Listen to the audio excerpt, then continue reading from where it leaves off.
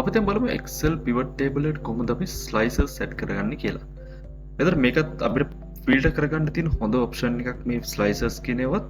දැන් සාමාන්‍යයෙන් අපි මේවා ගන්නේ ගොඩක් වෙලාවට අපිට data visualize කරද්දී ගොඩක් වැදගත් වෙනවා මේ slices set කරන එක.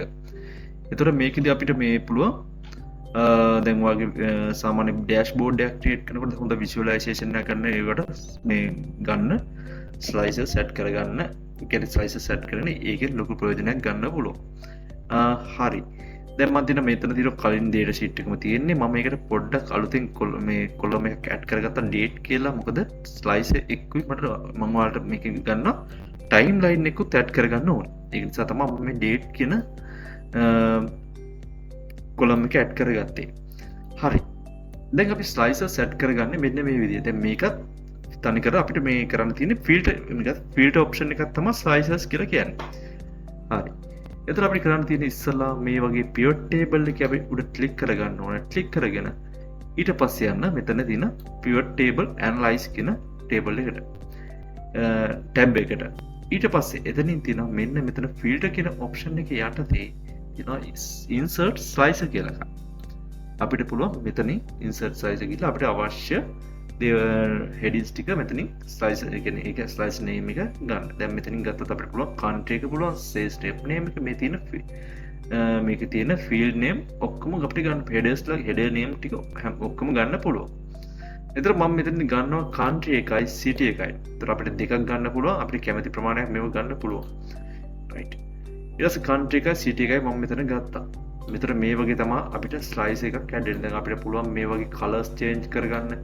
ඒ දේවල් අපිට දැන් color එක change කරගන්න ඕන නම් අපිට පුළුවන් මෙතන දැන් slice එක උඩ click කරාට පස්සේ මෙතන slice කියලා වෙනම tab එකක් හැදලා තියෙනවා. ඒ tab එක click කරන්න. click කරලා මෙතනින් අපිට පුළුවන් මේ slice style කියන එකකින් ගිහිල්ලා අපිට පුළුවන් slice එකට ඕන කරන color එක change කරගන්න. දැන් අපි මෙතනින් මම දෙනවා මෙතන orange color එක. මම මේකත් දෙනවා orange color එකකින් දීලා වෙන විදිහට change කරගන්න. right. එතකොට දැන් මෙතන slice එක ගත්තොත් එහෙනම් අපිට පුළුවන් මේක දැන් මෙතන තියෙන මේ vertical headerනේ. ඒක අපිට පුළුවන් horizontal header අපිට ඒ header අපිට ගන්න.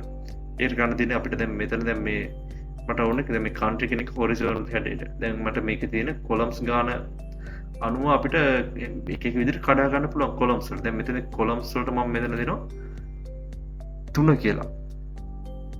එතන මෙන්න මේක columns 3කට කඩනවා. country එක අපි දැන් columns 3කට කඩනවා. දැන් අපිට මේ වගේ filter කරනකොට මෙන්න මේ වගේ ඒවට අදාළ filters apply වෙනවා. ඒ වගේ මෙතනින් අපිට filter clear filter දීලා අපිට filter assign කරගන්න පුළුවන්. ඒ වගේ options ගොඩක් තියෙනවා මේකේ slices වලින්. right. එතකොට දැන් මම මේ අනිත් දැන් අපි මේ මෙතන මම slices filters ටික අයින් කරගන්නවා. දැන් මේක දැන් මට ඕන දැන් මේක column දෙකකට කඩා ගන්න. මම මෙතන වෙන slicer කියන එක select කරනවා. මේ city එකේ කියන column දෙකකට මම මෙතන කඩා ගන්නවා. එතකොට මේ විදිහට අපිට columns දෙකකට මේ city කියලා දිනවා. ඒ ටික වෙනස් වෙලා දිනවා. අපිට මේ විදිහට slice එකට අවශ්‍ය වෙනස්කම් කරගන්න පුළුවන්.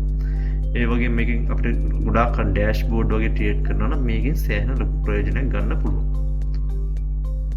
දැන් අපි බලමු මේකට අපිට timeline එක add කරගන්නේ කොහොමද කියලා. timeline මේකත් ඉතින් filter option එකක්. දැන් මේකේ timeline කියලා කියන්නේ සරලවම දැන් මේ slice එකක් වගේ එකක්. ඒකට අපිට මොන date එකකින් filter කරලා ගන්න තියෙන්නේ. දැන් අපිට ගන්න තියෙන්නේ එතනක් තියෙන pivot table analyze කියන tab එකට ගිහිල්ලා කෙලින්ම insert timeline යන්න. ක්ලික් කරන්න. ඊට පස්සේ දැන් මෙතන තියෙන date මේ ටික් එක දාලා මෙන්න මේ column එක date කියලා කියන්නේ. ඊට පස්සේ මෙතන okay button එක press කරන්න. දැන් මෙන්න මේ වගේ timeline එකක් වට ඇවිල්ලා වෙනවා. දැන් අපිට මෙතන June වගේ ක්ලික් කරොත් ඒ June වලට අදාළ තියෙන June month එකේ තියෙන date එක පෙන්නනවා. July, ඊට August, September, October ඒ කියන්නේ ඒ තියෙන මෙතන තියෙන data ටිකට අදාළව තියෙන date ටික පෙන්නනවා filter වෙලා. ඒ විදිහට අපිට පුළුවන් timeline එකත් add කරගන්න. අපිට පුළුවන් timeline එකේ color එක change කරන්න. මෙතන දැන් timeline එක click කරලා පස්සේ අලුතෙන් මෙතන හැදෙනවා tab එකක් timeline කියලා. එතනත් පුළුවන් අපිට මෙතන timeline styles වලින් මෙතන timeline එකේ style එක change කරගන්න. මේ විදිහට අපිට change කරගන්න පුළුවන්. හරි. මහිතනවා දැම් මේක වලට මේකින් ලොකු අයිඩියක් ගන්න ඇති කියලා කොහොමද ස්ලයිසස් වැඩ කරන්න කියලා දැම් මේ ස්ලයිසස් ටයිම්ලයින් කල කියන්නෙත් මේක තින ෆිල්ට ඔප්ෂන් එකක් මේ වගේ තවත් ප්‍රක්ටිස් කරන්න ගොඩක් අපි තවත් ඊළඟ එකින් අප තවත් අපි පිවට ටේබල් සම්බන්ධ තින ඇඩ්ඩාන්ස් වීච ගැන අපි ඊළඟ වීඩියගෙත් කතා කරු